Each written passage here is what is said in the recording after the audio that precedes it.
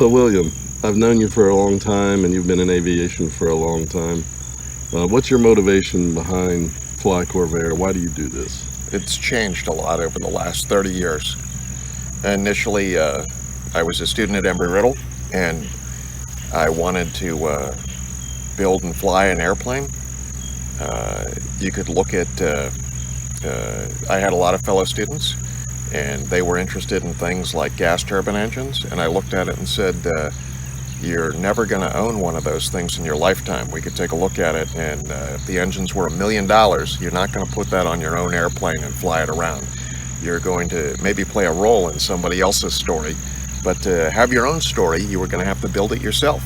And I looked around at the engines, and actually went to Sun and Fun 1989, and met the Continental rep there. And when nobody else was standing around, I said, "Could Continental still make a C-85?" And at the time, Continental didn't even make O200s anymore. And the guy said, yes, Continental could produce any engine that they have ever produced. We have the capability of doing that, but we will not, because it's not profitable in comparison to making big, expensive engines. And I said, well, I'm an A&P mechanic, and I'm supposed to be an expert in your products, and you don't even make a product I can use, and that sounds like I'm supposed to be some kind of servant in your mission, one that's not even compensated by you.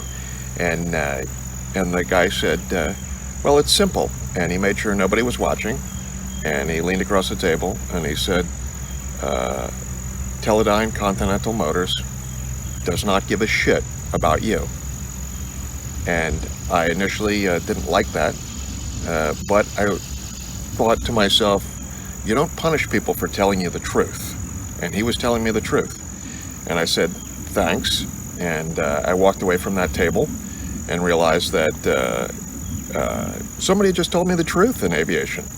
And I would watch this over and over again over the next 30 years, is that you can tell whether or not somebody's determined to do something when they hear the truth, and they may not like it, but what do they do about it? Do they get offended, or do they go to work? And as a particularly motivated 26-year-old, I decided I would go find out what engine I could build. And with very little research, distilled the whole thing down to Corvairs made the most sense. And we were being schooled to worship at the temple of Lycoming and Continental, with good reason. They're the two successful engines that you could put in a light airplane. We had, high priests of these, different faiths, and you could study the whole thing in any depth that you wanted to. I mean, this was the worldwide center of learning this stuff, and I looked at it and thought, I will, having been taught to worship at the temple of Lycoming and Continental, but not being able to tithe at the temple, I decided that we would have a slight reformation, and we would have a new temple, a much more affordable one, but it would mimic the other faith. And that's why we have Corvair motors. And that's why, some guy will come up and say, oh, well, it's not a, it's not a, a modern high-tech engine, and he's not really looking at it. He doesn't really understand that the reason why Lycomings and Continentals are successful is it's not because it's a complex system. They have paperwork, training, testing, materials quality, honest evaluation, all sorts of stuff. And we just integrated all those things, not just the surface appearance of the proven format, but the actual philosophy and faith of that stuff. That was the initial motivation. So has that motivation changed over the years, or is it pretty much the same today? When I went to Embry-Riddle, I was surrounded by people who were paying a real lot of money and also investing of themselves enormously and sacrificing what other things they would have done in order to become somebody in aviation. Now, this is a key point. I talk to people, and when I talk to my old friends who I went to school with, they'll actually say a phrase Like, I became an A&P at Embry-Riddle, and you talk to somebody else and they say, well, I got an A&P license here or there. And it's a small language change, but it indicates that one person had a transformation in their life, how they thought, what they valued, how they looked at things. That's the person who said, I became an A&P. Somebody says, I got an A&P is talking about like a piece of paper that they picked up, and there was no transformation except they're holding a piece of paper. The people I went to school with and myself were really, really motivated to have a transformative experience. And I thought when I got started with Corvairs that maybe not everybody's going to go to Embry-Riddle. Maybe not everybody can take 5 years out of their life. But that desire to invest of yourself at such a level that you would exit the process at the other end and be a substantially different person in terms of not just simply what you know, but what you believe you're capable of. You know, that would be a transformative process. You would have the engine at the end, but really what would change is the same thing that changed in me from start to finish in Embry-Riddle, which is you have a vastly different view of the world in terms of what you can do in it personally. And I thought that's got to be a damn near universal desire amongst people. I thought for sure, you know, given a choice between raw, blatant consumerism and empty, hollow ownership and a transformative process, for sure everybody's going to choose that. I mean, who wouldn't, right? And that was my naivete circa very early 1990s. And I'm an optimist, so that changed slowly. But you have seen that transformation in some people. I'm sure it's happened. So what does that look like? Do you have an example of? Yeah, sure. I have oodles of examples on the website where you can see somebody who came along and they built an engine and they put it on a plane, and at the end they really know a lot more, and that really is rewarding. And we got untold stories of just lots and lots of those people. You do this for 3 decades, and you got a pretty good collection of success stories. Can you give me maybe a specific example? Maybe don't use the person's name, but just kind of tell how it looked. Here, I'll give you a really a little bit of a long story, but a profound one. And here's one that really talks about the maximum amount of change in somebody's perspective. And we had talked about this just yesterday. And at one of the Barnwell Corvair colleges, we had a real young guy, very, very smart guy, very motivated, who got a lot of stuff done in his life, a guy named Amit Ganju, and he came to the college. And you could tell that he had done a lot of stuff in his 24 years on the planet. He had knocked out a lot of stuff, but he had done it not by absolute mastery. He had done it by, because he's a smart guy, and a really quick study on stuff. And basically he came to Corvair College and said, I'm going to get my engine done, I'm going to put it together, and then I'm going to go home, and because I got a kid who's got a birthday party on late on Sunday, and I'm going to be there, so I really need to knock this out. And I pointed out to him, no, you really need to learn stuff while you're here. And I was trying to point out that you can be a high achiever in life by being a quick study on lots of stuff, but in aviation, you really got to be an in-depth study guy, and corner cutting eventually really doesn't pay here. He did not like that message. He pointed out to me how rapidly he got his private pilot's license, and we had a little bit of a philosophy discussion, mostly centered on the point that he was glossing over some things in his engine just to get it done rather than learn the stuff.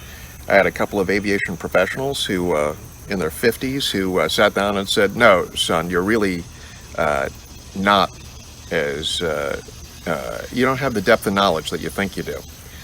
And I said, you should go home because you're not learning. You're just going through the motions here. He did not like this message. He went home, thought about it for a while. I believe he talked to his flight instructor, and his flight instructor said, where he was trying to describe to his flight instructor what a jerk I was. And I think his flight instructor said to him, no, that guy's kind of right about you. And didn't like hearing that.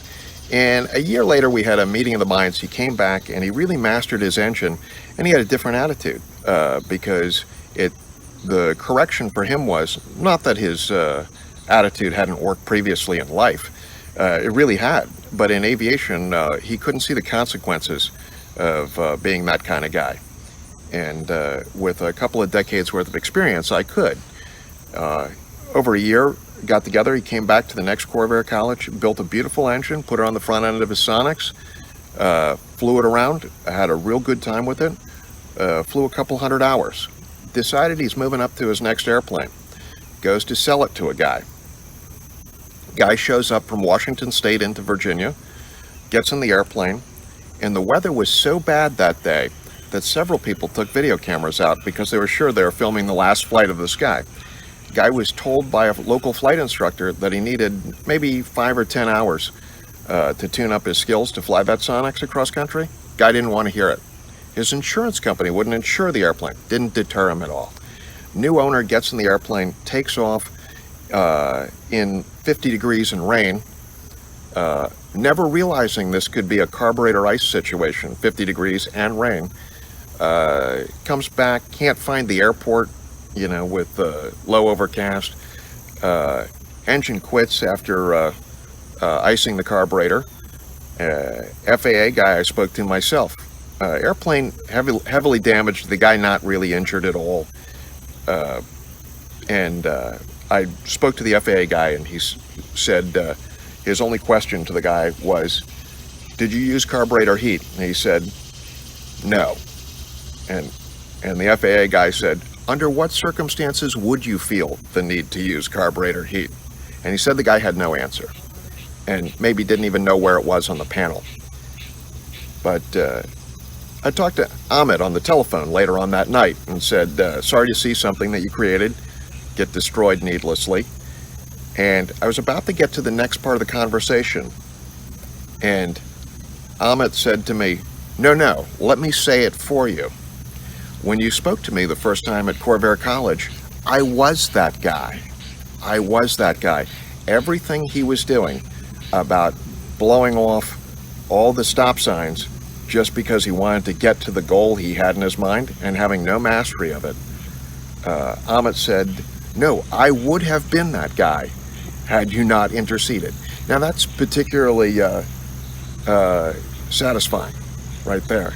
Not to be right, but to recognize that somebody in their life who had been rewarded all along for the speed that they could learn something suddenly understood the value of the depth of knowledge, not the speed that it's acquired at. So over the years, you've written lots and lots of stuff. I've read almost all of it as far as I know, and it's stuff that you've published anyway. And you seem like you're very opinionated. You just expressed a really strong opinion about how people learn and so forth. What would you like people to know about the real William Wynn? Are you really this opinionated all the time, or is this? Well, a lot of being opinionated comes from the sun's up. Opinionated comes from drinking too much coffee, and sometimes when you read a story that you can look at on the website and it was published at 3 a.m., perhaps it came from too much beer. But in reality, I'm a much nicer, kinder, gentler human being, Phil. I am so much nicer than my writing, and if you believe that, no, I really. I 90% agree with you. The key thing that people don't get, we live in a society where people are exposed to something, and very rapidly they're trained to look for the part they disagree with, and then they put a label on it, and then they ignore all the stuff. Here's an important point, is if you read the stuff that I write or look at it, take a look at the stuff that I'm sharing that you not necessarily agree with. Look at it with an open mind. I think today, if I took all the stuff in aviation that I want to share with people and just made it all nice, and then thought, I'm going to remove this word and this word so that no one who's looking to be offended can find the slightest thing to be offended over, the message would seriously be diluted down. And am I looking to protect the feelings of the guy who wants to be offended, or am I looking to protect the safety of the guy who really wants to learn something? Am I looking, who am I really serving with this? And if you're one of the several hundred people I may have offended, I apologize. But realistically, the question on delivery comes down to, are you doing your best not to offend anyone? Because the easiest way to do that is do nothing at all. What I'm doing is trying to communicate with people who are looking to have a transformative experience. And some transformative experiences come out of reading things that are very plainly written. And part of this is we can have a lot of fun in aviation, but aviation's serious stuff, and it's unforgiving, and people toss that around. But I have personal evidence in my life that it's not forgiving, and we really, really want to make sure that people have their A game on and that they're equipped with what they need to know.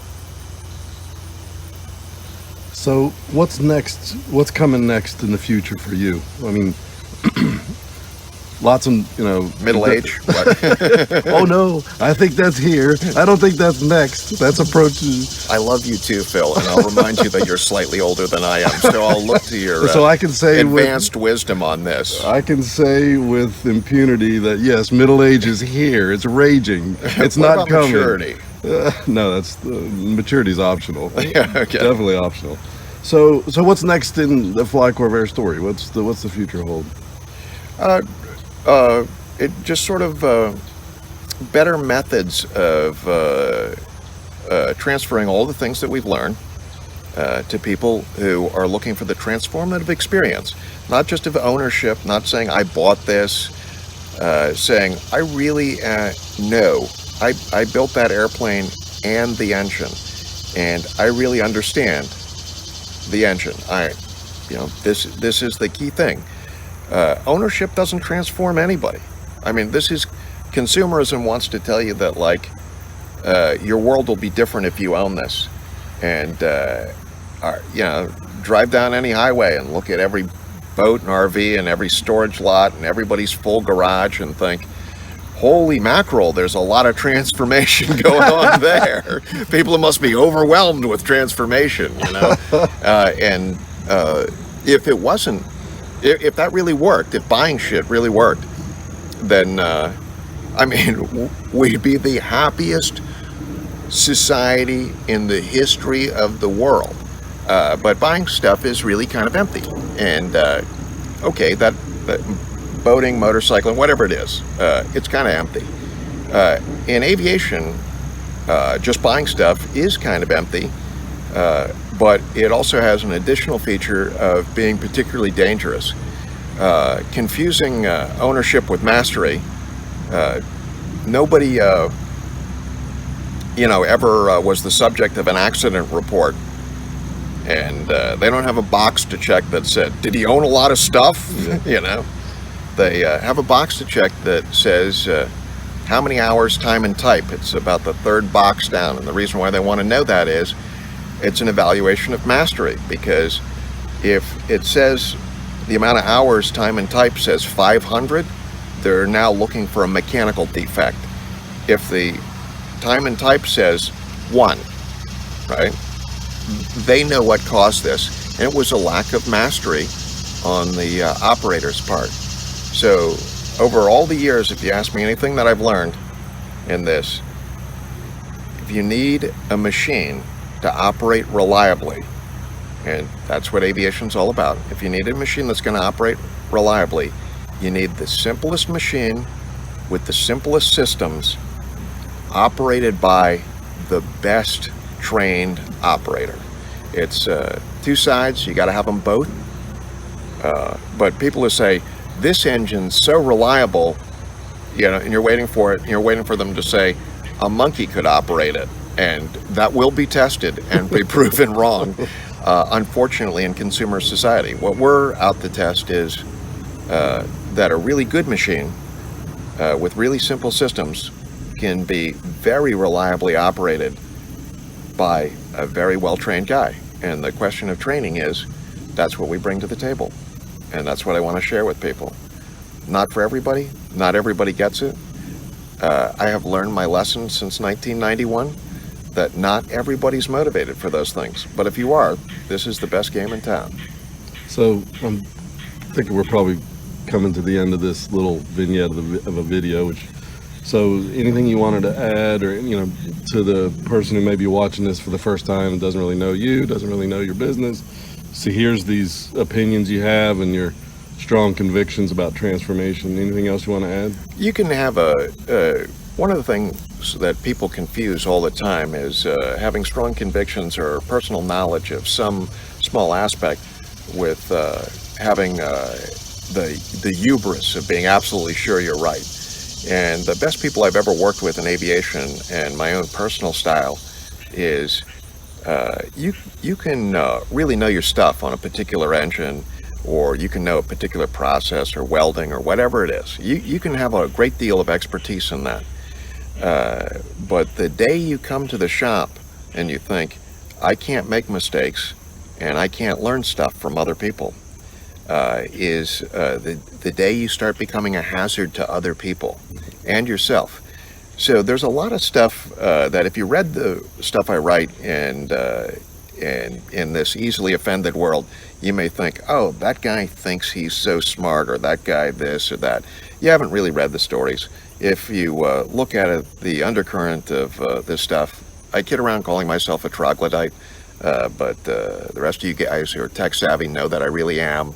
And there's tons of stuff that I don't focus my expertise on. But even on the stuff that I have a great deal of expertise and a couple of decades worth of experience, I still look at everything that we do, and instead of saying, that's marvelous, it's been flown around the pattern twice, it's a sale-ready product, that's the Oshkosh attitude. But I look at all the stuff and think, okay, how is a guy who didn't read the instructions well enough going to mistake how this is used properly? What are we not getting? And all really good people in aviation that I've worked with, no matter how long they've been doing it, they all look at it and they can have a confidence in the stuff that they do. But you also have to have a devil's advocate side.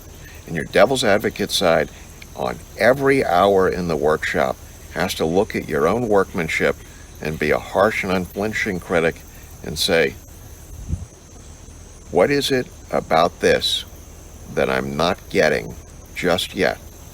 And you can't lose that attitude. And in fact, once you get more and more into aviation, you recognize that possessing the dichotomy of the two, which is confidence in what you can do, but an awareness that there's a whole lot of factors and you have to be observant of your own behavior. This works in building, it works in flying, it works in a lot of different stuff. But that's the attitude. And if people look for the stuff that's offensive, they'll find it. And I apologize in advance. I'll provide more of it. But I have a feeling you don't 100% agree with you're not 100% apologizing there. No, the goal was not to offend people. So, no, the goal was never to be it isn't my goal to be offensive to anybody, but there is collateral damage on telling people what they want and what they need to know, not what they want to hear. Yeah. All salesmanship is based on telling people what they want to hear. I am not a salesman. I am your engine instructor of how you build engines. Yeah. And if people think that in any way, shape, or form I am less than a loving, cuddling teddy bear, they did not ever meet the champions of this stuff. Chandler Titus, not loving, cuddly teddy bear of,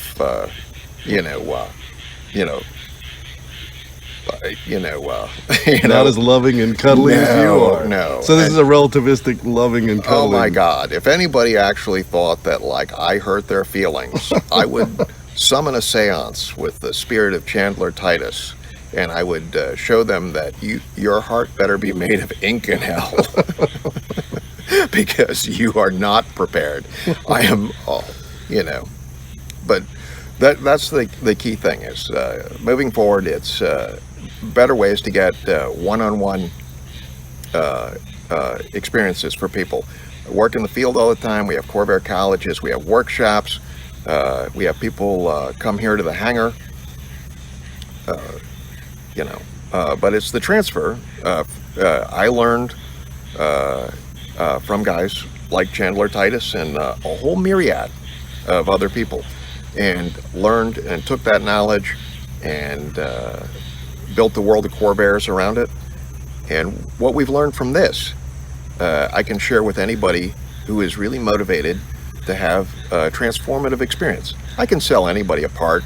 Anybody can buy a manual.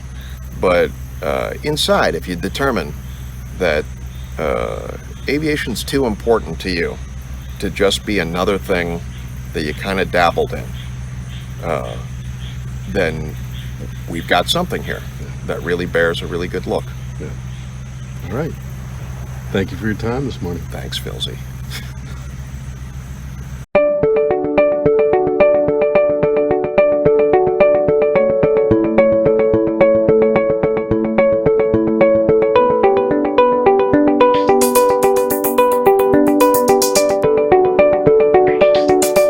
Hey, thanks for watching.